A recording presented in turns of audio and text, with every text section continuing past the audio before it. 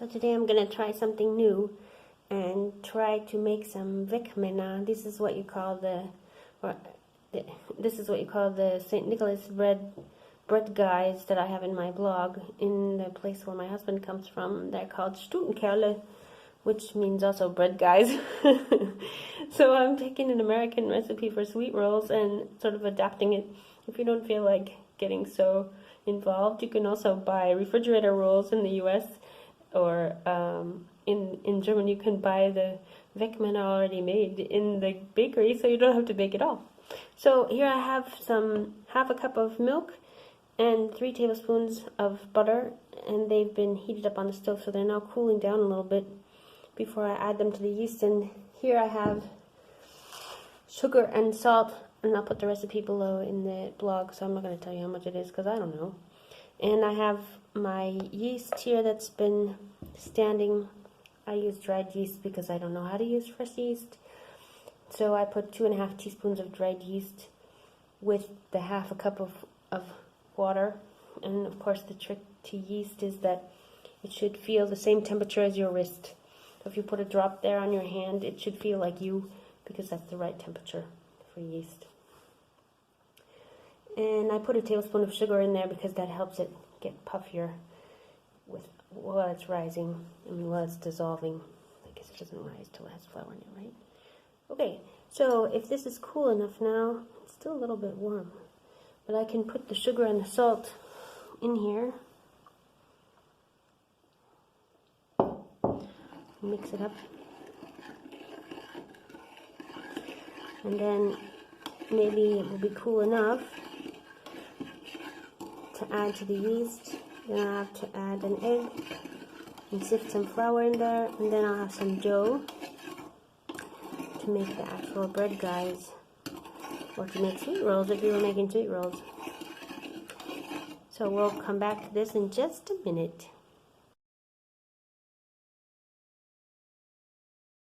The butter and the milk have cooled down to lukewarm, and I'm going to pour them in with the yeast. And then I have to add this beautiful egg that I have here. And whisk it up a little bit.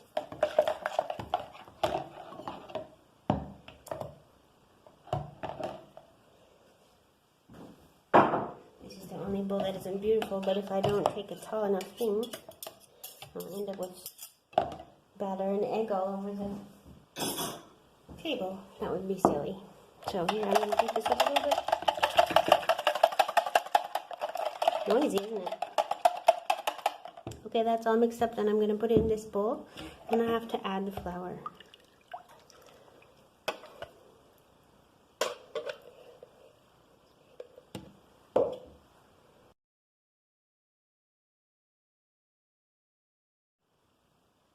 So now I'm going to add 3 cups of sifted flour. I sifted it off screen because I don't know how to sift without getting flour into the camera.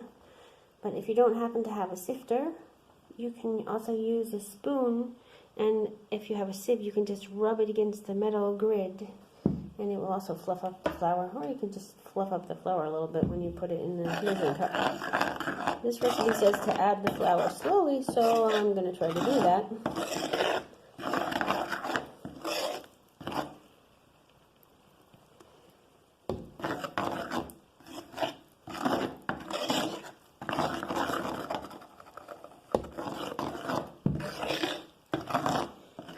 It's nice to do a lot of sifting if you have a lot of helpers in the kitchen, because it's such a peaceful job. Just like making dough, and somebody else can be looking in the cupboard and see if there's any raisins or if there's almonds, or I think we have used chocolate chips on occasion, although not always. Or you know what I really think is fun is the red cinnamon hearts that are like, I don't remember what they're called, but I always wanted to use those for buttons, and I never remembered to buy them in time. Or if you have sprinkles or something like that that you use for cookie decoration, you can also use those on your vekmena. That sounds like a good idea. And if you don't have anything like that, you could also just mix cinnamon and sugar and put cinnamon sugar on them. It's a good way to give them clothing or something if you want to. Anyways, I'm going to keep mixing in this flour, and then we're going to make the vecmina in a bit. And just to keep it from sticking, scrape out my bowl a little bit, make sure I get all of the things out. It's kind of hard to do under here. Okay, and then I'm going to see if I can get this to look nice. Oh, it's a very nice dough, I have to say. Very friendly. It's a little bit sticky, so make sure you put some flour on your fingers first before you touch it so you don't get gluey in it. I think whenever you make dough, it's good to not be too firm in the beginning, to sort of make friends with it first, so that you don't get it all over the place. Either it's going to be sticky, but it's going to be nice dough, I can see. And the original recipe wants you to make cinnamon rolls, so they want you to roll this out and spread jam in the middle and then roll it up and slice off the end so you get spirals. That's how you get the cinnamon rolls. But we're not going to make cinnamon rolls today. We are going to make bread guys, because we like bread guys. And there's no possible way I can turn off this camera now because my hands are full of flour. Okay, what I've found out is that this dough is very sticky, so you really do want to follow the directions and put flour on the board. I cut the big ball of dough into 4 pieces because I decided I was going to make 4 vecmina. They're probably going to be enormous, but as my husband says, you can always share with a friend. Somebody gets an arm, somebody gets a leg.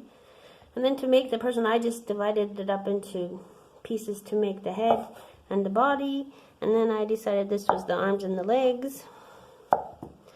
And you're probably more artistic at your house than I am, so you can get it better than I did. And then I just took raisins and pecans, and I made this funny guy here who looks a little bit like the Abominable Snowman, and once he rises, he will look even more like that. But that's how you make vecmina. And I'll see you later. I think I'm going to brush them with an egg wash so that they look a little bit shiny.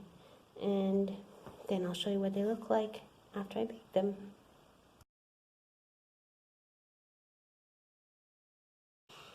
One thing I should say, when you put the raisins in, if you use raisins, push them down much harder than you think. And pinch everything together really well so that it sticks together and doesn't fall apart.